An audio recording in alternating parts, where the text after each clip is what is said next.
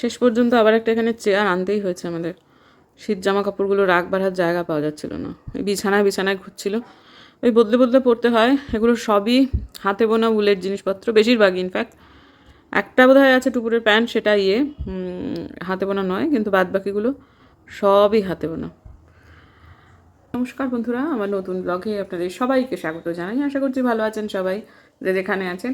এখনও পর্যন্ত আমি প্যাকিং স্টার্ট করিনি, ভাবলাম যে একটু রয়ে শয়ে করি। সকালবেলা উঠে মাথাটা ব্যথা করছিল, ঠান্ডা লেগেছিল, কালকে খুব সোয়েটার ছাড়া ছাড়া ঘুরছিলাম, ঠান্ডা ভেতরে মনে হচ্ছিল না লাগছে, কিন্তু হয়তো ভেতরে ভেতরে ঠান্ডা ছিল, লেগে গেছে বা যা হোক কিছু একটা হয়েছে, কিন্তু মাথাটা একদম এই জায়গাটাতে যন্ত্রণা করছে, অস্বস্তি হচ্ছে। খুব যে একটা পড়ে যাওয়ার মতো ব্যথা তা না, তো এটা অস্বস্তি হচ্ছে।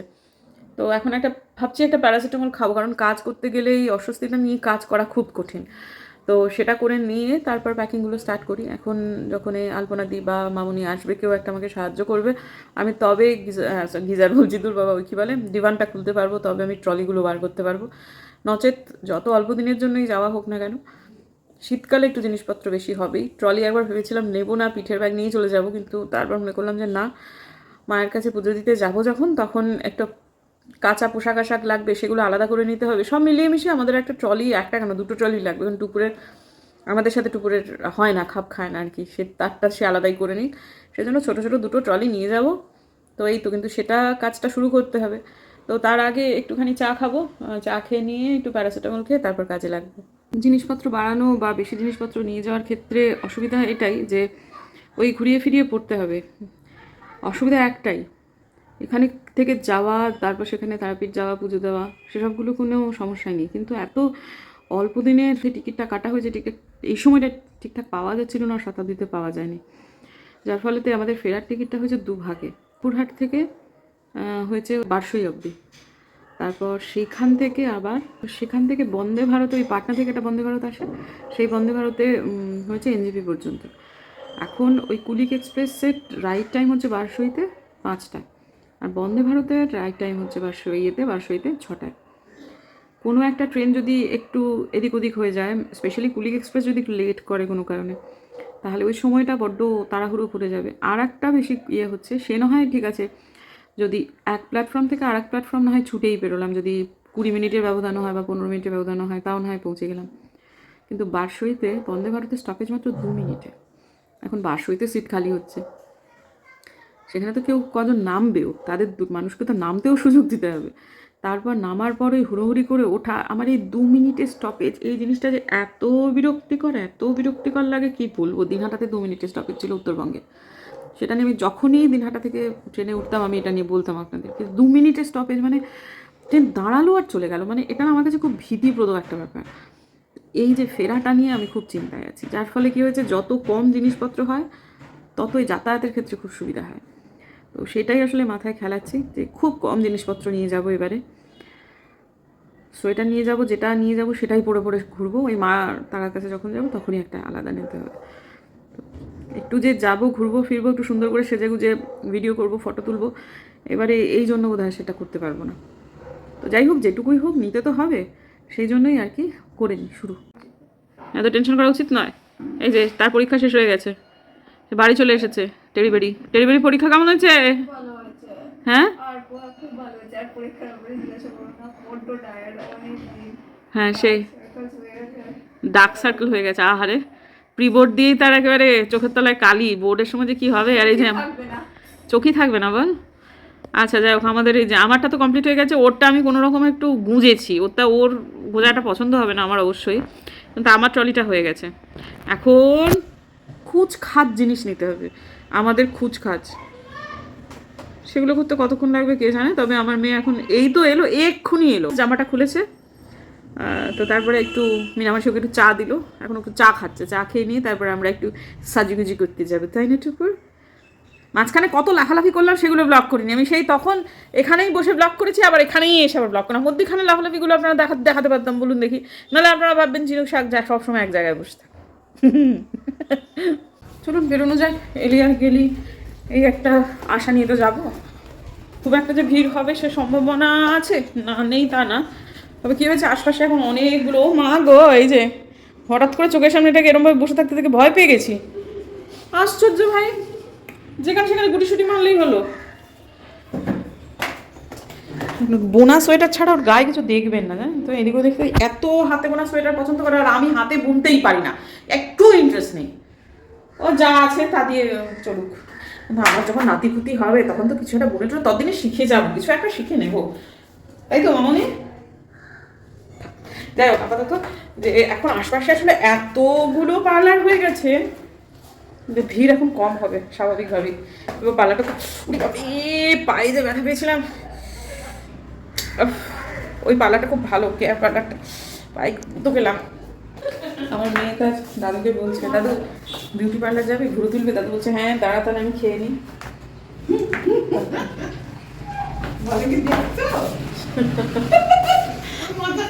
হ্যাঁ তা তো বটে, মজা ছাড়া আবার কি।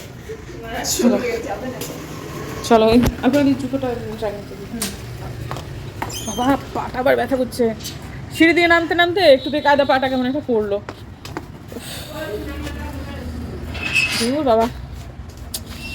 সমস্ত একেবারে ভেঙে চুড়ে একাকার করে দিয়েছে, রাস্তাঘাটে বেরোনো এখন খুব কঠিন ব্যাপার। তা যাই হোক, এটা এখন ওই ড্রেনটা পরিষ্কার হবে, বাধাই হবে। আমাদেরটা করতে চেয়েছিল, আমরা দিইনি। যখন তখন বুড়ো মানুষ আমার শ্বশুরমশাই, ও আমরা মেহেন্দি করতে আসবো এই ফ্ল্যাটটায়, এটা আমাদের বাড়ি, এটা একটা ফ্ল্যাটে।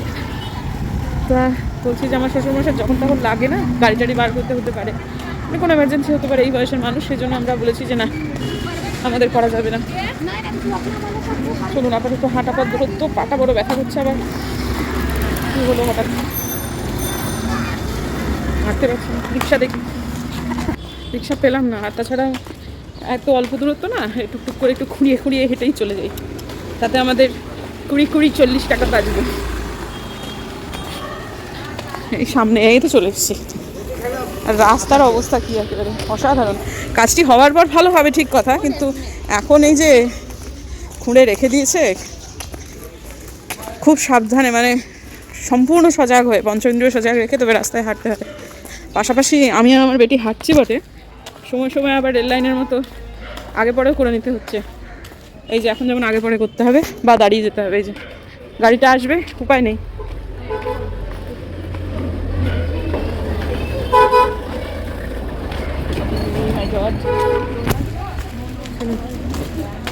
যাই, চলিস। খুব আশা ছিল যে ফাঁকায় ফাঁকায় গিয়ে করে নেব। ওরে বাপ রে বাপ, কি ভিড়! এইটুকু ঘরের মধ্যে 3জন কাজ করছে এবং 3জনই মানে সমান তালে ব্যস্ত। আমরা গিয়ে প্রায় প্রায় আধ ঘন্টার ওপর বসেছিলাম, সিট খালি হলো, তারপরে যা হোক হয়ে গেল। আর আসলে যতই হোক বন্ধুরা, যতই চতুর্দিকে পার্লার হয়ে যাক, যারা ভালো কাজ করবে তাদের এখানে সব সময়ই ভিড় থাকবে। তো এই সময়টা যেমন আমিও ব্লগ করছি, আবার আমার মেয়েও ব্লগ করছে। তো আসল কথাটা হচ্ছে, দেখুন রিজনেবল কীরকম। আচ্ছা, আমার চুলটা কাটা কেমন হয়েছে সেটা একটু বলবেন। আমি থ্রেডিং করেছি, চুল কেটেছি, তবে টুপুরে চুল কাটা হয়েছে, টুপুরে শ্যাম্পু, সব মিলিয়ে মিশিয়ে এত কিছু করার পর আমাদের বিল হয়েছে মাত্র 500 টাকা। ভাবতে পারছেন কি লেভেলের রিজনেবল এরা। কাজ কিন্তু খুব খুব ভালো করে এরা। এমন নয় যে কাজের ব্যাপারে বা প্রোডাক্টের ব্যাপারে খুব একটা যে কম্প্রোমাইজ করে তা না।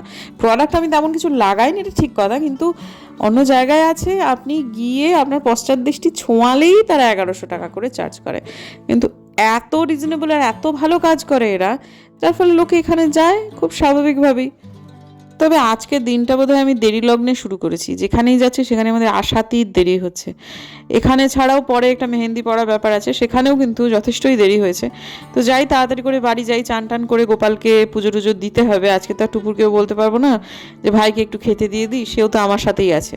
একদম ঝড়ের গতিতে মোটামুটি যা যা গোটানো ছিল প্রায় 90% করে ফেলেছি। এখন যত অল্পই যাওয়ার দূরত্ব হোক, একটু তো প্যাকিং থাকেই। ওই ফোন করেছিলাম, ওরা একটু বাজার গেছিলো, ওরা বললো যে ওরা চলে এসেছে, এবার মেহেন্দি পড়তে চলে এসো। তাহলে এখন আমি আর টুকুর যাবো হচ্ছে মেহেন্দি পড়তে। ওদের কাছে 10-15 মিনিট সময় চেয়ে নিলাম, 10-15 মিনিটের মধ্যেই আমাদের সমস্তটুকু হয়ে যাবে। তা এবারে মানে ঘুরে আসি। স্যার, হ্যাঁ মেহেন্দি পড়তে যাচ্ছি, হ্যাঁ, আপনি পড়বেন? না খুব একটা ইচ্ছে করছে না। হ্যাঁ হ্যাঁ বলতে বলতে বলবো। না না, আমার খুব একটা ইচ্ছে করছে না এই মুহূর্তে। তোমরা পড়ো। হ্যাঁ, ছেলেরা পড়ে, হাতে মেহেন্দিতে লেখা থাকে তুতির বর, এই টাইপের, টুপুরের বাপ, এসব লেখা থাকে। ও তাই বুঝি? হ্যাঁ, লিখবে নাকি? না, আমি এতে করবো, মানে আমি ওই পাইনাপেল কাট, ওটা আমার খুব শখ। আমি সেদিন বাসে আস্তে আস্তে দেখেছি একটি শিশু তার মাথার এখানে তোমার কিছুটা গাঢ় সবুজ, কিছুটা হালকা সবুজ, মানে অনেকটা মানে মনে হচ্ছে যেন ওই আনারসের ঠিক এটা ঝুঁটিটা স্টাফটা, রয়ে গেছে, হ্যাঁ। এবং আনারসের এটা, ওটা দেখে আমার খুব পছন্দ হয়েছে। এবং ওটা তুমি করতে চাও? হ্যাঁ, তা ওরকম একটা ইচ্ছে আমার রয়েছে।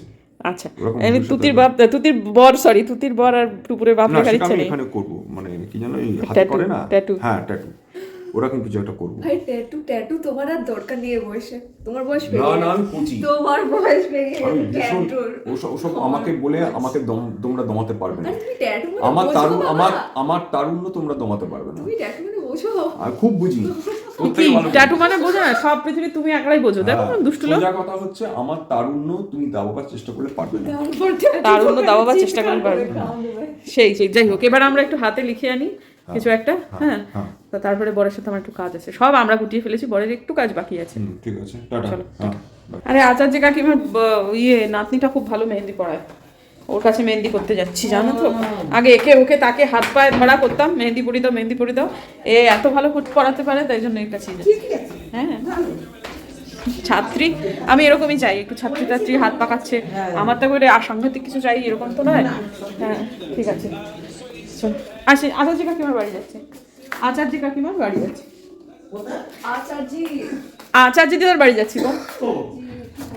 আরে এই তো সুকুমার দাদের বাড়ি যাচ্ছি, সুকুমার দাদা।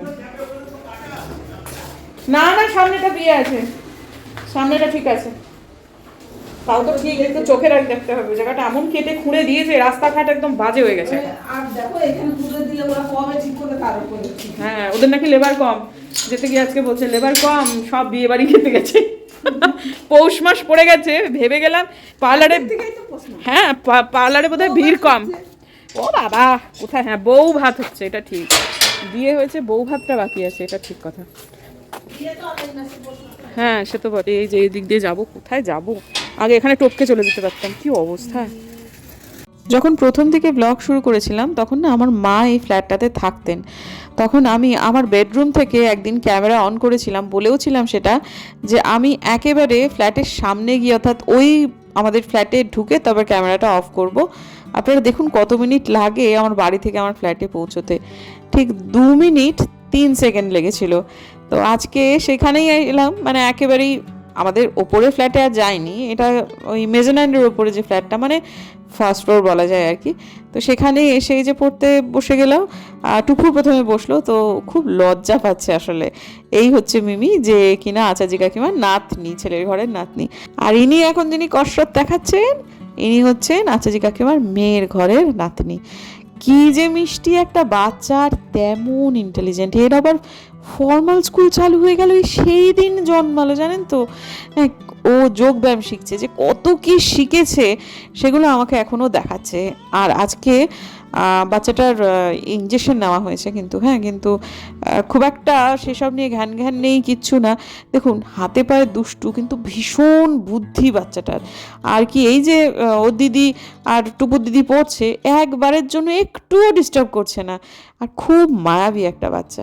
এই কিছুক্ষণের জন্য দিদার বাড়িতে এসেছে, তারপর আবার একটু বাদেই চলে গেল, মানে আমরা থাকতে থাকতেই ও আবার ওদের বাড়িও চলে গেল আর কি, ওদের ফ্ল্যাটে আর কি। বাড়িটা ভপ করে কেমন একটা যেন নিস্তব্ধ হয়ে গেল, মানে এতক্ষণ যে বাড়িটার মধ্যে যে প্রাণ, একটা বাচ্চাই যে বাড়ির প্রাণ, সেটা যেন আরও বেশি করে বোঝা গেল। তো দেখুন দেখি আমাদের মিমিটা কি মিষ্টি করে পড়িয়ে দিচ্ছে টুপুরকে। ও কিন্তু কোথাও শেখেনি, এখনও কলেজে পড়ছে। আমি তো বললাম বাবু তুই শিখি সেটা, ওর নিজের মাথা থেকেই সব ডিজাইন বেরিয়েছে, আর নিজের মতো করেই করছে, তবে শেখেনি, এবং খুব একটা পেশাদারিও নয়, যার ফলে কী হচ্ছে একটু স্লো।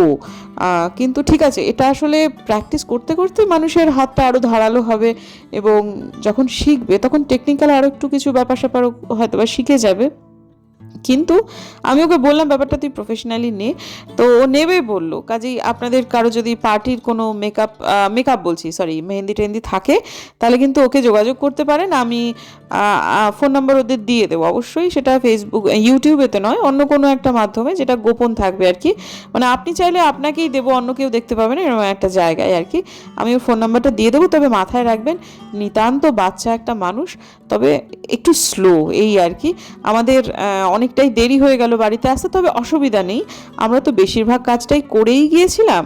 তো আচার্যি কাকিমাকে আজকে আর খুব একটা দেখাতে পারলাম না, আচার্যি কাকিমা শাড়ি পরেছিলেন না, তো যার ফলে তো একটু মানে ওই আর কি একটু বাদো বাদো ঠেকে, যা হোক আমাদের আগের প্রজন্মের মানুষদের আর কি। তো যাই হোক ঠিক আছে। আর আপাতত আমারটা পড়ছে, আমি তখন পড়তে চাইছিলাম না, আমি খুবই আপত্তি করছিলাম, কারণ প্রচুর দেরি হয়ে যাচ্ছিল। কারণ বাড়িতে গিয়ে দেখুন 90 ভাগ কাজ শেষ করে আসলেও তো 10 ভাগ বাকি আছে, সেটা করতে যে 10 মিনিট সময় লাগে সেটাও তো লাগবে বলুন। তো টুপুরের মেহেন্দিটা পরিয়েছে খুবই সুন্দর, আমি আসলে অতিরিক্ত তাড়াহুড়ো করছিলাম, সেই জন্য আমারটা খুব একটা ওর মন মতো করে ও পড়াতে পারিনি। তো যাই হোক আমরা বাড়িতে ঢুকলাম প্রায় 10টার পরে। তো পুম্বাদা একটুখানি ইয়ে হচ্ছিল যে দেখো তো এক্ষুনি তোমাদের শুয়েই পড়তে হবে, তা কালকে ভোরবেলায় 4টের সময় ওঠা, তো ঠিক আছে কোনো অসুবিধা কিন্তু তারপরে এই তো ভয়েস দিচ্ছি পরে, তো মানে খুব একটা অসুবিধা কিন্তু হয়নি, মানে বাড়িতে এসে একদম ঝড়ের গতিতে সব কাজ গুটিয়ে নিয়েছি। চলুন হয়ে গেল সবটুকু মোটামুটি। তো যে সময়টায় আসলে যে সময়ের আধ ঘন্টা পরে আমাদের শুয়ে পড়ার কথা, সে সময়ে আমরা বাড়িতে ঢুকেছি, যার ফলে একটু হতভম্ব হলোই, কিন্তু ঠিক আছে আমরা 95 ভাগ করে গেছিলাম। কিন্তু এসে পরে রান্নাঘরের কাজ তো প্রচুরই থাকে, তা সেটা আর কি করতে টুরতে নিতে অনেকটা দেরি হলো। এখন আমার কি হয়েছে, ভিডিওটাকে এডিট করে রেখে তবে শুতে হবে, তা নইলে আমি কোনোভাবেই শুতে পারবো না। সেটা একটা কাজ, এডিট করে রেখে টাইটেল থাম্বনেল দিয়ে সব কিছু করে রেখে যেতে, সেটা আমার অন্ততপক্ষে হাফ অ্যান আওয়ার তো লাগবেই, মানে আমি লাগবেই, মানে কিছু করার নেই। কাজে ওই জায়গাটাতে একটু দেরি হলো। তো এখন আবার মা ফোন করেছিল 10টার পরে, তো ঘরে ঢুকলাম, মার সাথে একটু কথা বলে নিই, নাহলে মা রাগ হবে। তা সেই সবগুলো করে টোরে নিয়ে তারপর শুতে যাই। তো চলুন বন্ধুরা, দেখা হচ্ছে বরং কালকে একটা নতুন ব্লগে। আমার মেহেন্দির রং কেমন হয়েছে সেটা কালকে দেখাবো। একদম ভোরবেলায় 4টের সময় উঠতে হবে, কিন্তু আমার শুতে শুতে কোনোভাবেই আজকে আমিও বুঝতে পারছি যে 12টার আগে শুতে পারবো না। তো ঠিক আছে, চলুন দেখা হচ্ছে বরং কালকে একটা নতুন ব্লগে। যদি আমার ভিডিও ভালো লাগে তাহলে প্লিজ সাবস্ক্রাইব করবেন, পাশের নোটিফিকেশন বেলটাকে অন করবেন, যাতে ভিডিও দিলেই নোটিফিকেশন চলে যায় আপনাদের কাছে। দেখা হচ্ছে আগামীকাল, ততক্ষণের জন্য টাটা।